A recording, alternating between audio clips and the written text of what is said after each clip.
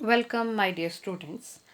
आज हम लोग बुक फ्लैमिंगो की पोएम आन जेनिफर्स टाइगर्स, जिसे पोइटेस एड्रिन रिच ने लिखा है, उसे डिस्कस करने वाले हैं। तो पोएम शुरू करने से पहले एक ब्रीफ सी इंट्रोडक्शन एड्रिन रिच के बारे में। Adrienne Rich, 1929, was born in Baltimore, Maryland. Adrienne Rich, जो 1929 में पैदा हुई मैरीलैंड के बाल्टीमोर में, यूएसए में, और एड्रीन रिच की डेथ हुई है 27 मार्च 2012 में।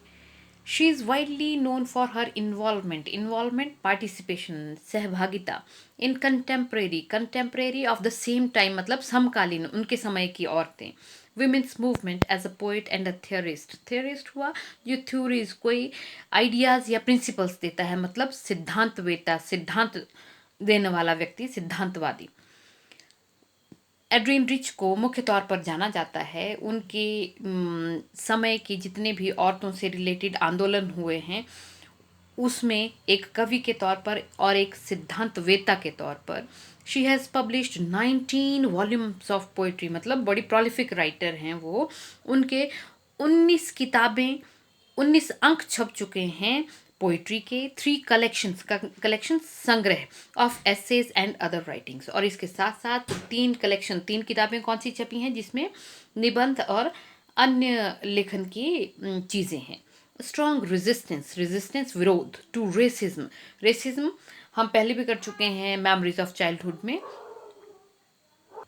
रेसिज्म का ऐसे हिंदी मीनिंग तो होता है जातिवाद, लेकिन रेसिज्म मुख्य तौर पर रंग भेद के लिए कहा जाता है। एंड मिलिटेरिज्म का मतलब हुआ बड़ा एग्रेसिव, बड़ा क्रोध वाला जो राष्ट्रवाद होता है, उसको मिलिटेरिज्म कहते हैं। इकोज थ्रू हर वर्क, उनके कामों में जो भी एड्रीन रिच ने चीज़ें लिखी हैं उनमें बड़ा धुर विरोध किया है उन्होंने किसी भी तरह के भेदभाव का या फिर किसी भी तरह के एग्रेशन का, बहुत दमनकारी प्रवृत्ति का।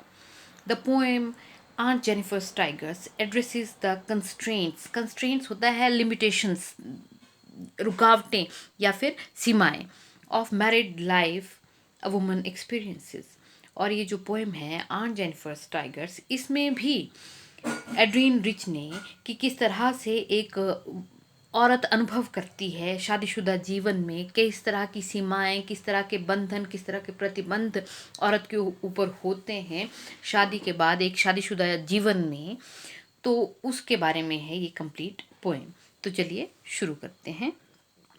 Aunt Jennifer's tigers prance across the screen. prance करना होता है to move about with quick steps, मतलब मज़े से छलांगे मारते हुए जाना घमंड के साथ। आंट जेनिफर के जो टाइगर्स हैं, prance across a screen, bright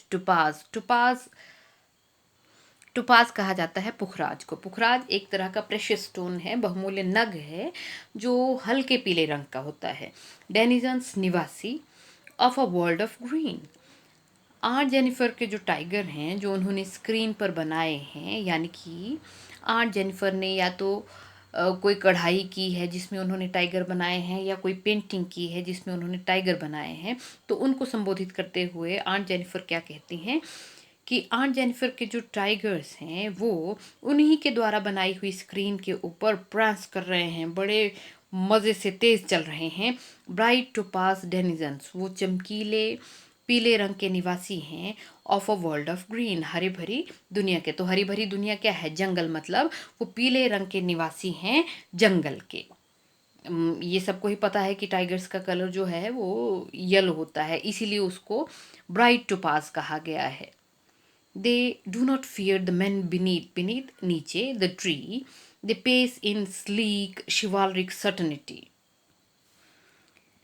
sleek, बड़ी स्मूथली, कोमलता से चल रहे हैं। शिवालरिक हुआ जैसे मिडिवल, मध्यकालीन समय में जो नाइट्स से जुड़ी हुई, जो नाइट हुआ करते थे, बड़े उच्च अधिकारी हुआ करते थे सेना में, तो उनमें जो गुण पाए जाते थे उनसे जुड़े हुए गुणों को शिवालरिक कहा जाता है। इसका मतलब हुआ कि वो लोग कैसे हुआ करते थे, बहुत ही धैर्यपूर्ण और साहसी, उसको कहा गया है शिवालिक। सर्टनिटी, निश्चित।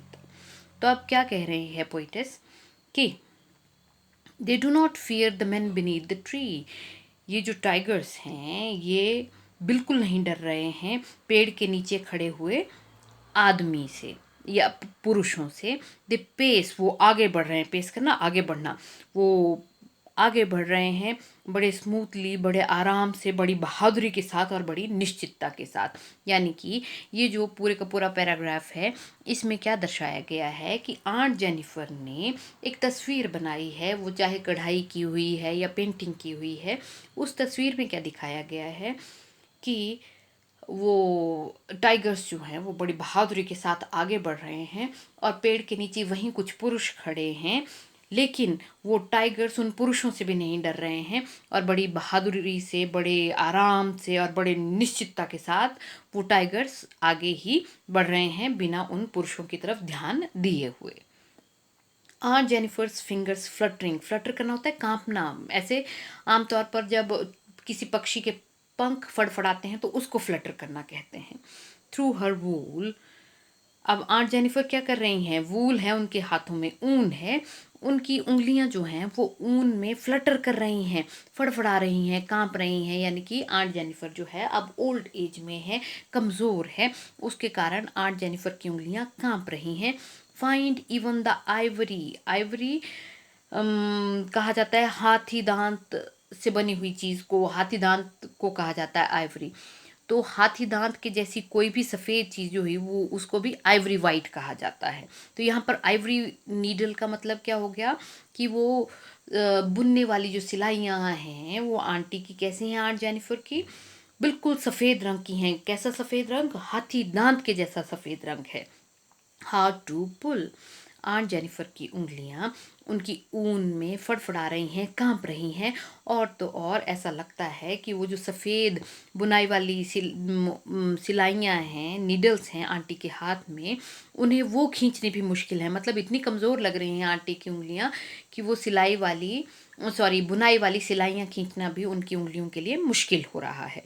द मैसिव वेट, मैसिव बहुत ज़्यादा, weight of uncle's wedding band sits heavily upon an Aunt Jennifer's hand. ऐसे लगता है कि वो अंकल के साथ शादी के समय जो बैंड बांधा था आंटी ने अपने हाथों पर, वो बड़े बोझ जो है वो आंटी के हाथों के ऊपर तभी से बैठ गया है, उस बैंड का बोझ। अब इसका भावार्थ क्या हुआ कि जैसे ही आंटी ने अंकल से शादी की थी तो उस शादी के बाद के तुरंत बाद ही, उसी के साथ ही जो जिम्मेदारियां आंटी के ऊपर आ पड़ी हैं उसके बोझ से आंटी कंप्लीटली दब गई हैं और वो बिल्कुल कमज़ोर और असहाय जैसी लगती हैं। व्हेन आंट इज़ डेड, ये तो तब की बात है जब आंटी, अभी ऊपर वाला ये जो है ये तब की बात है जब आंटी की शादी हुई थी, तब कैसी स्थिति थी। ये ऊपर वाली दो लाइन जब आंटी बहुत वीक और बूढ़ी हो गई हैं, और नीचे वाली दो लाइंस जिसमें ये कहा गया है कि आंटी की जैसे ही शादी हुई थी अंकल के साथ तभी उन्होंने क्या महसूस किया था, उन जिम्मेदारियों से आंटी कंप्लीटली दब गई थी।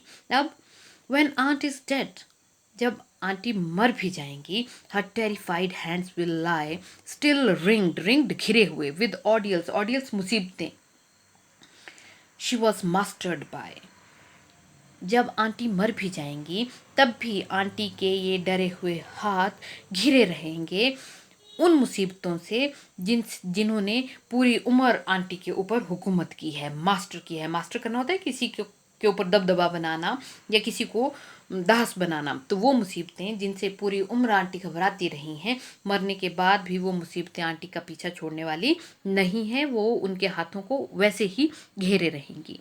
The tigers in the panel that she made will go on prancing proud and unafraid. और आंटी ने जो ये पैनल में टाइगर्स बनाए हैं वो फिर भी छलांगे लगाते हुए जाएंगे, तेज गति से भागते हुए जाएंगे, प्राउड एंड अनअफ्रेड, घमंड से भरे हुए और निडर। अब इस सारी की सारी चीज़ का भावार्थ ये हुआ है, जो भी एड्रीन रिच ने आप तक पहुंचाना चाहा है वो ये है कि आंट जेनिफर एक औरत है, औरत सिंबलाइज किया है यहाँ पर। एक औरत जन्म देती है एक पुरुष को, पुरुष का निर्माण होता है एक औरत से, लेकिन स्थिति कैसी है कि वो पुरुष तो हमेशा निडर घमंड से भरा हुआ आगे बढ़ता रहता है, और औरत उसको पैदा करने के बावजूद भी हमेशा डरी हुई, कमज़ोर और कांपती हुई रहती है। क्यों? क्योंकि पुरुष का दबदबा, पुरुष का घमंड हमेशा ही औरत को दबा करके रखता है। ये पोइम यहीं फिनिश होती है, लेकिन मॉड्यूल को ख़त्म करने से पहले एक नज़र आज के वर्ड मीनिंग्स पर डाल लेते हैं। Involvement, participation, contemporary, belonging to same time, समकालीन. Theorist, a person who develops ideas. Racism, discrimination on the basis of race, समुदाय के आधार पर discrimination, भेदभाव. Militarism, aggressive form of nationalism. Constraints, something that limits you, ऐसी चीज़ जो आपको बांध दे. Prance, to move about with quick steps. Denizens, a person that lives in a place. Chivalric, polite and courageous, विनम्र और साहस से भरा हुआ. Fluttering, फड़फड़ाना. Ivory, हाथी दांत. Terrified, scared. Ordeal, unpleasant and difficult experience, मुसीबत, समस्या. आज के लिए इतना ही. Thank you very much.